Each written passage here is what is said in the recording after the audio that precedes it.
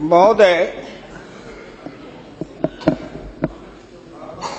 मैं अपने बोलने से पहले अपने दल के नेताओं को धन्यवाद देना चाहता हूं, आभार प्रकट करता हूं कि उन्होंने ये सामान्य चर्चा में, बजट के सामान्य चर्चा में मुझे बोलने का प्रथम अवसर दिया है। शहर से ही मैं गांव का किसान हूं, गांव में पैदा लिया, गांव में पला, गांव में बढ़ा। किसी तरह से राजनीति के धारा में चलते चलते यहां तक मैं पहुंच गया। लेकिन जब कभी मैं खड़ा होता हूं तो मेरी नजर वहीं रहती है। चौधरी चरण सिंह जब भारत के प्रधानमंत्री बने तब भी उन्होंने मुझे एक बार कहा था कि हुकुमचंद, भारत का प्रधानमंत्री हूं, लेकिन दिन में एक बार मेरी नजर अपने गांव में चली जाती है। वही कच्ची दीवार, फूस का छप्पर, वही कच्चा कुआं, वही गाय, वही भैंस, वही बकरी, वही ज्वार, वही बाजरा। तो जो जहां से पैदा लेके आता है, जिस संस्कार में पलता है, आप तो संस्कृत के भी विद्वान हैं अध्यक्ष जी, मनुष्य सब कुछ भूल जाएगा, लेकिन जिस संस्कार में पला है या बढ़ा है वो कभी भूल नहीं सकता है। तो मैं तो उसी संस्कार में पला हूं, बढ़ा हूं। मैंने गोबर देखा, मैंने बकरी की गिनती की, मैंने भैंस की गिनती की। अब संजोग से लोकसभा में आया हूं तो वो आंकड़े की गिनती करनी पड़ती है। Fiscal deficit, revenue deficit. अब मेरे जैसा आदमी उसमें उलझ जाता है कि बकरी गिनूं कि भैंस गिनूं कि डिफिसिट गिनूं। यहाँ आके डेफिसिट गिनो, वहाँ बाद में गिनो। और हम तो केवल वही खोजते हैं। जैसे युद्ध के बाद, सीता माता के साथ युद्ध जीतने के बाद, लंका विजय के बाद, जब बानर भालू के बीच में मणि की माला वितरित की जा रही थी तो वो सब दाने को तोड़ तोड़ के बंदर देख रहे थे। सब हंस पड़े बड़े लोग कि आखिर बंदर बंदर तो है, ये माले क्यों तोड़ रहा है। पूछा कि तुम इस दाने को क्यों तोड़ रहे हो? तो कहा मैं इस हर दाने में सीताराम की मूर्ति देखना चाहता हूं, और जिस दाने में सीताराम की मूर्ति नहीं हो मेरे लिए निरर्थक है। तो मैं तो बजट के हर पन्ना को पढ़ता हूं तो देखता हूं इसमें किसान कहाँ है, इसमें मजदूर कहाँ है, इसमें गांव कहाँ है, इसमें हमारे गाय भैंस के चारा दाना का कुछ है कि नहीं है, इसमें मेरे गांव की जो गरीब औरतें हैं जो खेत में काम करती हैं, पसीना बहाती हैं, मिट्टी पानी में सड़ती हैं, उनके शरीर से बदबू निकलता है। जीवन में कभी एक बार भी उनको लक्स और कौन रेक्सोना साबुन, कौन ये लिपस्टिक पाउडर, ये छूने का, देखने का अवसर नहीं मिलता है। क्या उसकी दुनिया को इन्होंने देखा था? मैं उन्हीं से पूछना चाहता हूं। अब तो बड़ी बड़ी बात करते हो, आगे दिन पीछे गए, गुरु से किया न है तब पछतावा होत क्या, चिड़िया चुग गई खेत। जिस समय गांव को देखना था, किसान को देखना था, मजदूर को देखना था, गरीब को देखना था, पिछड़ा को देखना था, दलित को देखना था, गांव की सड़कों को देखना था, गलियों को देखना था, कुआं को देखना था, आपने देखा क्या? आप तो देखते रहे कहीं। ये दो हिंदुस्तान, एक हिंदुस्तान में दो हिंदुस्तान आपने बनाया। एक है भारत, एक है India, that is called Hindustan. आपने बनाया ना। मैं आज भी कहता हूं, अगर मेरे गांव के किसी को उठावे, आंख में पट्टी बांध दे, हिंदुस्तान के कहीं भी, उड़ीसा हो, बंगाल हो, कहीं हो, किसान को लावे, गांव में आंख पर पट्टी बांध दे और एक बार इंडिया गेट पर उसकी आंख को खोल दे, उसको लगेगा कि हम स्वर्ग में चले आए, कि बैकुंठ में चले आए, कि इंद्रपुरी चले आए। इतना का अंतर है। मैं 1977 में एमएलए बन के आया, इंडिया गेट के किनारे पैदल टहल रहा था, एक बड़ी गाड़ी में एक बड़ा कुत्ता जा रहा था, वो अपने मुंह को निकाल के जी लपलपाते जा रहा था। मैं गांव का आदमी खड़ा होकर सोचने लगा कि कुत्ता जरूर कुछ कह रहा है। मैं एमपी था, कभी दिल्ली देखा नहीं था, मेरे अंदर से आवाज आई कि कुत्ता कह रहा है क्या तू गांव का किसान, गरीब, मजदूर, पिछड़ा, दलित, तू क्या जन्म लेके करने आया है? तुझसे मैं सौभाग्यशाली हूं। देख, मैं ठंड गर्म गाड़ी में बैठा हूं, केक खाता हूं, ऑमलेट कटलेट खाता हूं, गद्दे पर सोता हूं। तुमने देखा हिंदुस्तान, तुमसे अच्छा मैं हूं।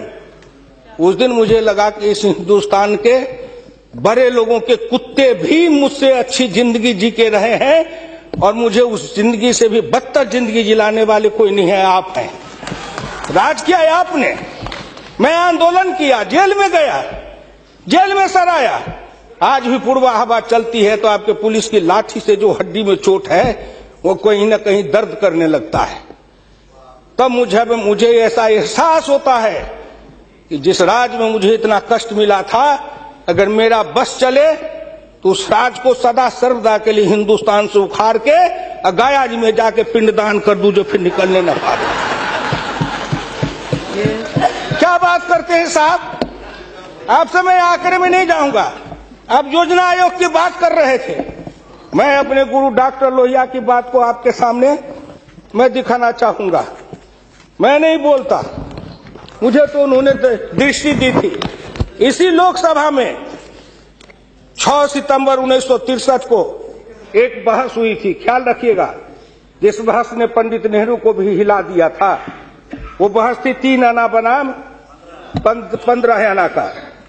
लोहिया ने कहा था, मैंने 27 करोड़ हिंदुस्तान के लिए 3 आने रोज की आमदनी कही, प्रधानमंत्री ने 15 आने रोज की और योजना मंत्री ने 7.5 आने रोज की। अब प्रधानमंत्री और योजना मंत्री आपस में निपट लेंगे कि दोनों में कौन सही है। यही आंकड़े हैं योजना आयोग के। प्रधानमंत्री का 15 आना, योजना आयोग के मंत्री का है 7.5 आना। जिस योजना आयोग को यह भी नहीं पता 15 आना सही कि 7.5 आना सही, प्रधानमंत्री सही कि योजना मंत्री सही, उसी योजना आयोग को सर पर ढोते रहो।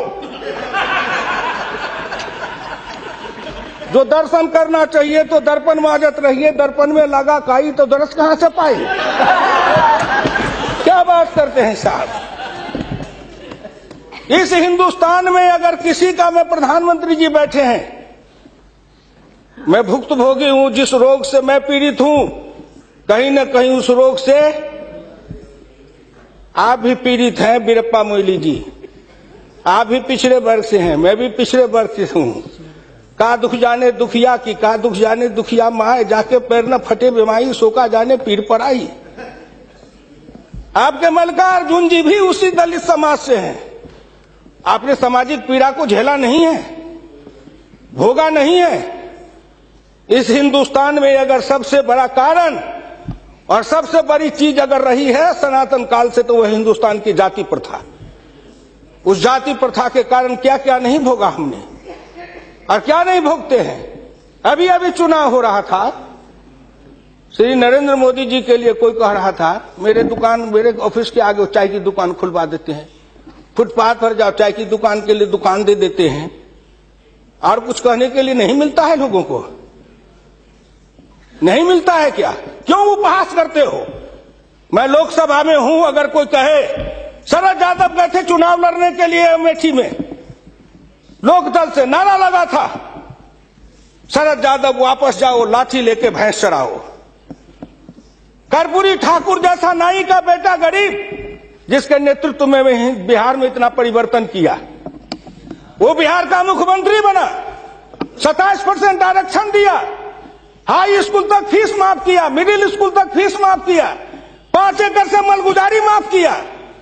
और कर्पूरी ठाकुर के लिए नारा लगा था, कर्पूरी ठाकुर दिल्ली जाओ, छुड़ा लेके सैलून खोलो।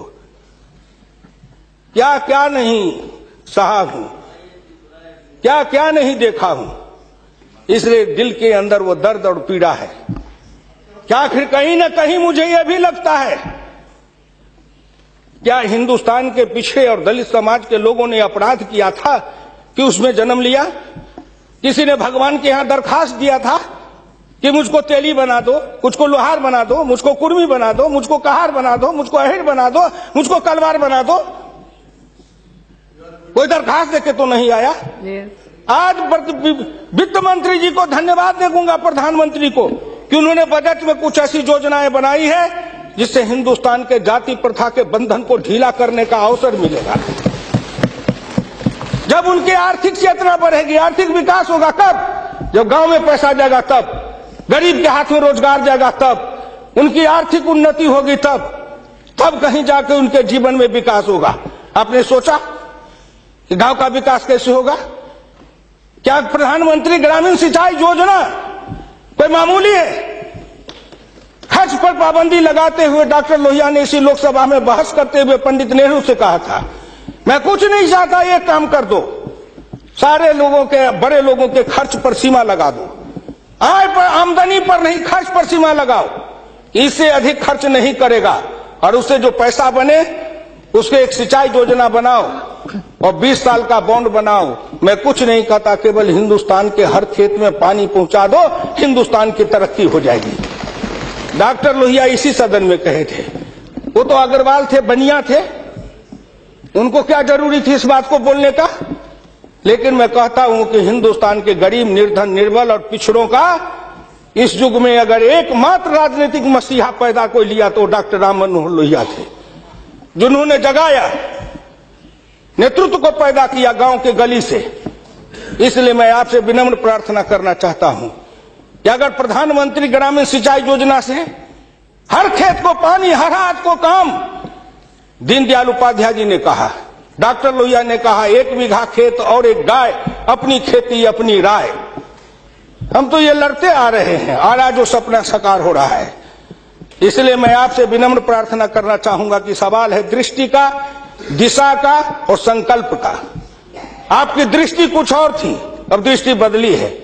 हिंदुस्तान के गांव के गरीब पिछड़े दलितों ने मिलकर कन्याकुमारी से कश्मीर तक, कामरूप से द्वारका धाम तक, इस आसान के साथ आपके शब्दों में, जिनको आप अपने ऑफिस के आगे चाय की दुकान खुलवा रहे थे, वो चाय की बेचने वाला, रेल के फुटपाथ पर पानी पिलाने वाला गरीब निर्धन, जिनकी मां मजदूरनी का काम करती थी, ऐसे के बेटा को भारत के प्रधानमंत्री की कुर्सी पर बैठाया कि नरेंद्र मोदी आएगा, भारत का प्रधानमंत्री बन जाएगा, गांव गरीब किसान मजदूर के भाग्य चमक जाएगा। उन्होंने इसलिए सपना को देखा है। प्लीज वो हो जाएगा क्या? ये 9 महीना में हो जाएगा। आप नेता बोलते थे, मैं सुन रहा था, मुलायम सिंह यादव ये बोल रहे थे, मेरे साथी हैं, बरसों तक समाजवादी आंदोलन में लड़े, कि 9 महीना में तो बच्चा पैदा हो जाता है। मैंने कहा कितनी वैज्ञानिक बात कर रहे हैं, ये तो वैज्ञानिकता है, प्रकृति का नियम है, 9 महीना में बच्चा पैदा होता है। लेकिन जो बच्चा पैदा होता है, क्या वो बच्चा 9 महीना में फिर बच्चा पैदा कर देगा क्या?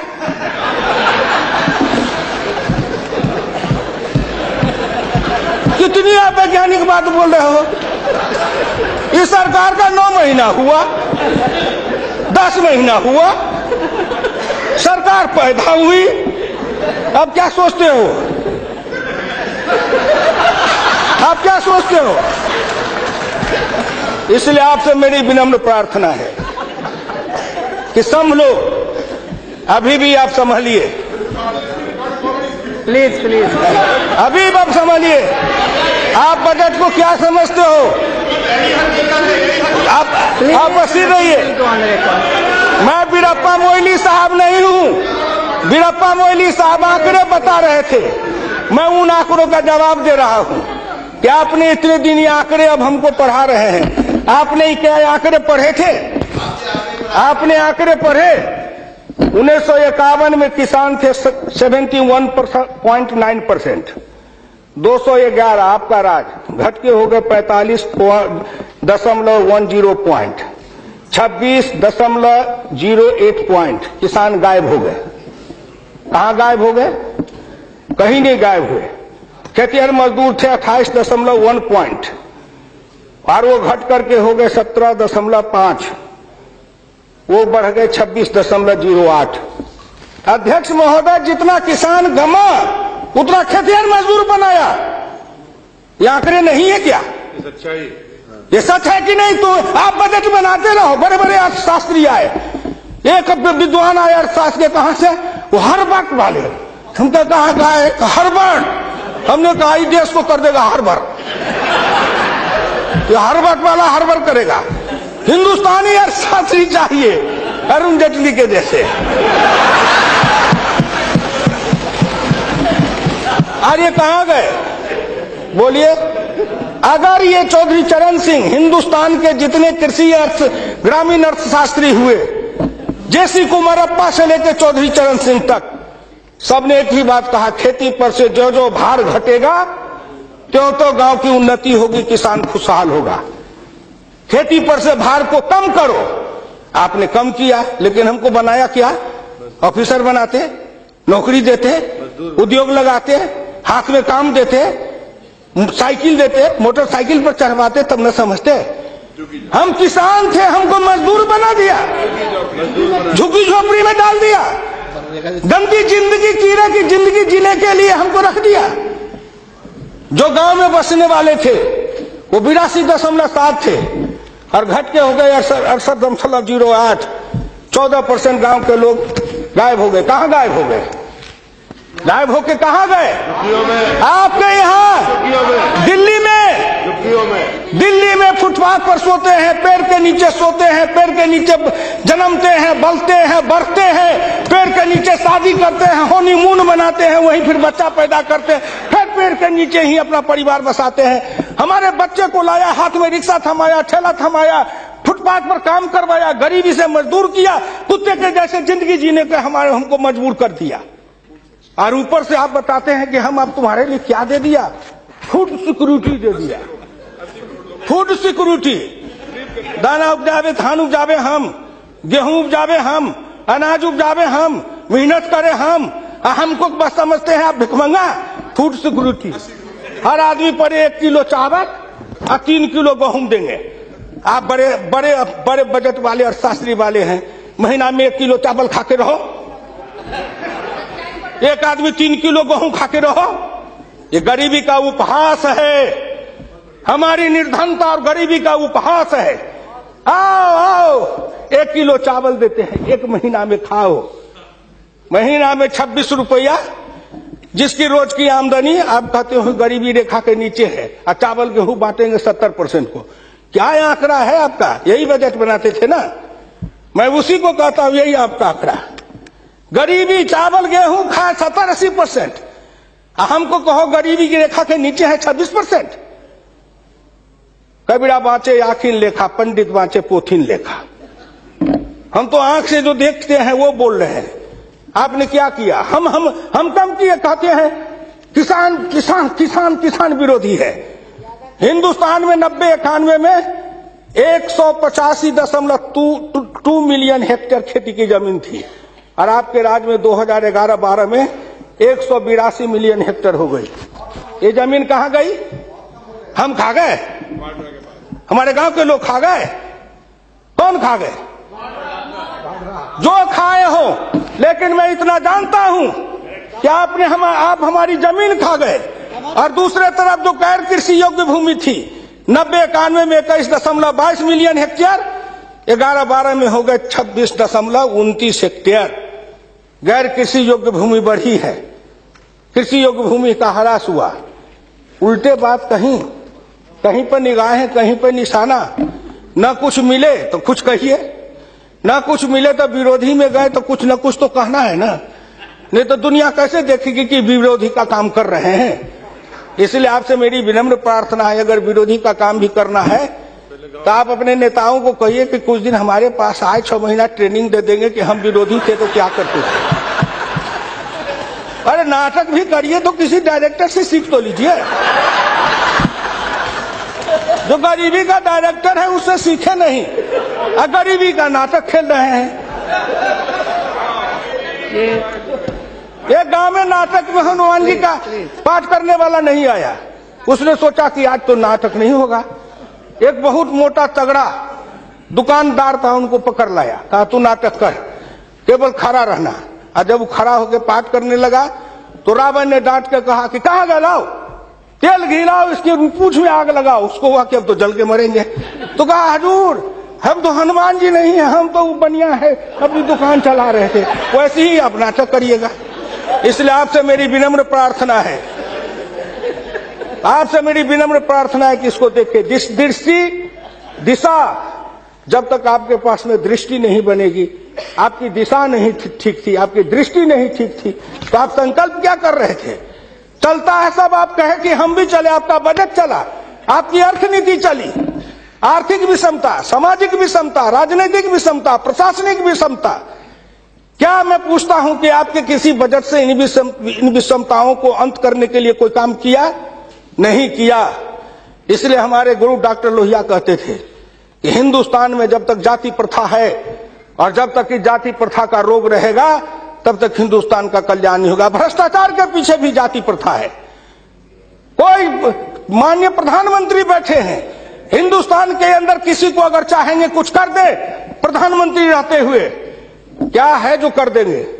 जिस जात का सरकारी नौकर होता है, मैं भी इतने दिन तक 54 वर्ष रह के देखा, मंत्री रह के देखा, जिस जात का सरकारी नौकर, उसके ऊपर कलम उठाइए तो उसके जात का न जाने कहां से कहां सभी जगह से लोग आ जाते हैं उसको बचाने के लिए।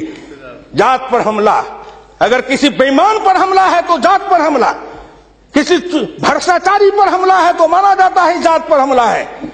इस जात को तोड़ने के लिए सबसे बड़ा कदम उठाना पड़ेगा। मैं वित्त मंत्री जी को धन्यवाद देता हूं, प्रधानमंत्री जी को, कि कुछ योजनाएं ऐसी आई हैं, लेकिन मैं एक प्रार्थना करूंगा। हमको कहते हैं कि आरक्षण की बात मैं कहता हूं शुरू दिन से, सदन सहमत हो और आप भी सहमत हो तो प्रधानमंत्री जी से कहूं कि तुरंत लागू करिए। लेकिन इसमें सहमति का सवाल है, राष्ट्रीय सहमति, सदन की सहमति, आपकी सहमति। सब आरक्षण मेरा खत्म कर दीजिए, लेकिन एक कर दीजिए, सरकारी नौकरी और सरकारी सेवा, इन दोनों के लिए अंतर जातीय विवाह को अनिवार्य करिए। न रहेगी जाति, न रहेगा बांस, न बजेगी बांसुरी। जातियां टूटेगी। अंतर जातीयता के कारण हिंदुस्तान में एक जाति बनेगी, वह जाति बनेगी भारतीय, वह जाति बनेगी मानव जाति। इन जातियों के रेखा को तोड़िए। इसके लिए अगर कर सकते हैं तो आप सहमत है तो बोलिए। आप कहते हैं गरीब और अमीर मिटा देंगे, लेकिन न्यूनतम और अधिकतम की रेखा तय कर यह सरकार करना चाहे, नरेंद्र मोदी जी चुटकी में कर देंगे, क्योंकि इनका क्या बिगड़ेगा? इनका कुछ नहीं बिगड़ेगा। नरेंद्र मोदी जी अगर न्यूनतम और अधिकतम की रेखा तय करेंगे तो इनका कुछ जाएगा, न परिवार का जाएगा, न बाल बच्चे का जाएगा, किसी का कुछ नहीं बिगड़ने वाला है। लेकिन चिल्लाने लगेंगे तो हम 100 से कम न 1000 से ज्यादा समाजवाद का यही तकाजा है। बड़े समाजवाद की बात करते हैं। मैं ज्यादा समय नहीं लूंगा, मैं इनको समाजवाद की बात अपने गुरु डॉक्टर लोहिया की पढ़ के सुना दूंगा। और हमारे कुछ समाजवादी हैं, अब वो तथाकथित समाजवादी हो गए हैं। समाजवादी तो रहे नहीं, लेकिन तथाकथित हैं। आप मुझको कह देंगे कि आप भाजपा में चले गए, मैं भाजपा में क्यों आऊं? आपके ऐसे दल बने, इस दल के टुकड़े 1000 हुए, कोई यहां गिरे, कोई वहां गिरे। मैं कहां दौड़ा फिरता, मैं चला आया भाजपा में।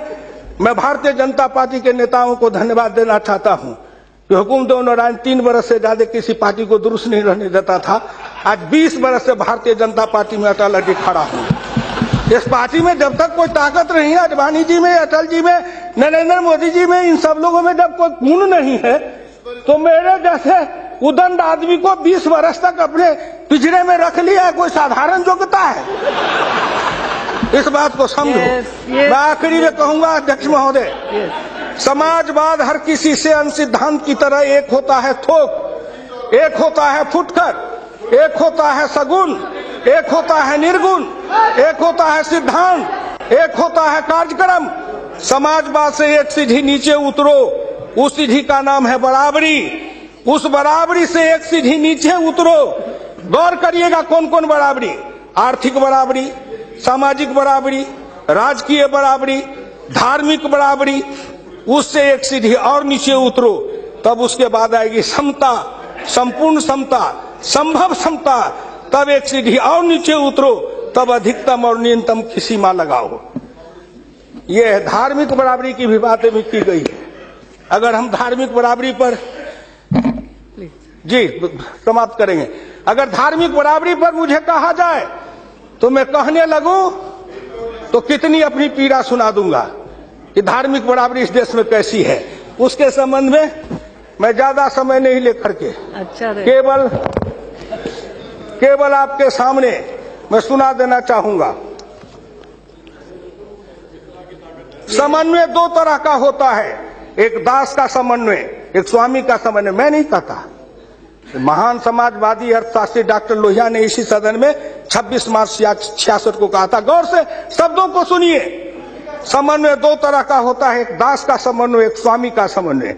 पिछले 1000 बरस के इतिहास से हिंदुस्तान ने स्वामी का समन्वय नहीं सीखा, वह एक दास का समन्वय रहा है। मैं तो श्री नरेंद्र मोदी जी सरकार से कहूंगा कि 1000 साल से भारत दास भाव से सांस्कृतिक समन्वय में रहा है। अगर वो स्वामी भाव का समन्वय में भारत आना चाहता है तो क्या अपराध है।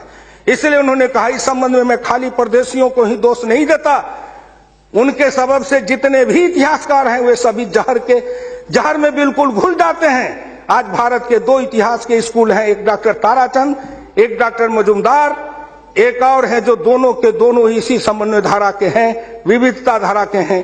भारत क्या है उसको भूलकर भारत के जो विभिन्न अंग है उनकी तरफ निगाह चली जाती है। क्या बात करते हैं साहब। तो इससे मेरी विनम्र प्रार्थना है सदन से, अध्यक्ष महोदय, मैं हाथ जोड़ के प्रार्थना करता हूं सदन से भी, और इस लोकसभा के चैनल को हिंदुस्तान के करोड़ों लोग देख रहे हैं। मैं उन गांव के गरीबों, किसानों, मजदूरों से कहता हूं, गांव गरीब, मजदूर, किसान, पिछड़ा, दलित और नौजवान, मिलके देश बनाओ, आओ देश बनाएंगे। और नरेंद्र मोदी के प्रधान रहते हुए एक बार नहीं, अगर हिंदुस्तान में आपने जितने दिन रहा, एक बार में तो थोड़ी सी रेखाएं बनाई जाएगी, दूसरे बार में मिट्टी डालेंगे, तीसरे बार में तब न पिचिंग करेंगे। तो हमको भी आपको इतना समय दिया, तो मैं गांव गरीब, किसान, मजदूर, पिछड़े, दलित, इन सब से हाथ जोड़ के प्रार्थना नौजवानों से करना चाहता हूं, आओ कदम में कदम मिलाओ, मिलके हिंदुस्तान को बनाओ, सफर समता लाएंगे, आर्थिक समता, सामाजिक समता, राजनीतिक समता। अगर इन्होंने मुझको 12 रुपया महीना पर जीवन बीमा कर दिया तो बड़े लोगों का कलेजा फटने लगा कि 12 रुपया में सबको जीवन बीमा कर रहे हैं। खेत में काम करेंगे, बीमार पड़ेंगे, मरेंगे, तो हम जिम 1 रुपया, हाँ 12 रुपया साल, 12 रुपया साल, 1 रुपया महीना। तंबाकू का गुटखा भी खाते हैं तो 3 रुपया में मिलता है, उससे भी सस्ता जीवन बीमा इस सरकार ने दे दिया गरीबों को। करेजा तो इसलिए फट रहा है, करेजा में दर्द इसलिए है, इन्होंने जो और योजनाएं चलाई, गाय के पशुपालन के लिए, गाय के उत्थान के लिए योजना, इत्यादि इत्यादि कई योजना है, क्या गिनाऊं। हरि अनंत हरि कथन अनंत। मुद्रा बैंक बनाए, उसमें छोटी इकाई वाले को कर्जा देंगे, छोटी इकाई, वो छोटी इकाई का जो गांव वाला कर्जा खाएगा उसको किसको देंगे ये। इसलिए आपसे मेरी विनम्र प्रार्थना है कि 1 सेकंड में, 1 मिनट में इस बात को कह के खत्म करूंगा। राष्ट्रीय नमूना सर्वे के मुताबिक देश में 5.70 करोड़ उद्यमी हैं, इनमें 11 लाख करोड़ रुपए की पूंजी लगी हुई है, इनसे 12 करोड़ लोगों को रोजगार मिल रहा है। लेकिन इस क्षेत्र के उद्यमियों को पूंजी में कर्ज का हिस्सा केवल 4% है, जबकि अनुमान के अनुसार बीते 22 वर्षों में बड़े उद्योग में 50 से 60 लाख करोड़ रुपए की पूंजी लगी हुई है, इनसे मात्र 22 लाख लोगों को रोजगार उपलब्ध है। ये छोटे उद्योग, बढ़ई को, लोहार को, कुम्हार को, हजाम को, ये जो छोटे छोटे, ये जाति छूटेगी इससे। जाति आधारित हिंदुस्तान में पेशा है और पेशा के आधार पर जाति बनाया गया। अब इन रोजगार के जरिए उनके हाथ को काम देंगे, उन छोटे उद्यमियों को रोजगार देंगे। इनके कलेजा में दर्द हो रहा है कि नरेंद्र मोदी आया है, मुद्रा बैंक बनाएगा, गांव के गरीबों के हाथ में रोजगार जाएगा।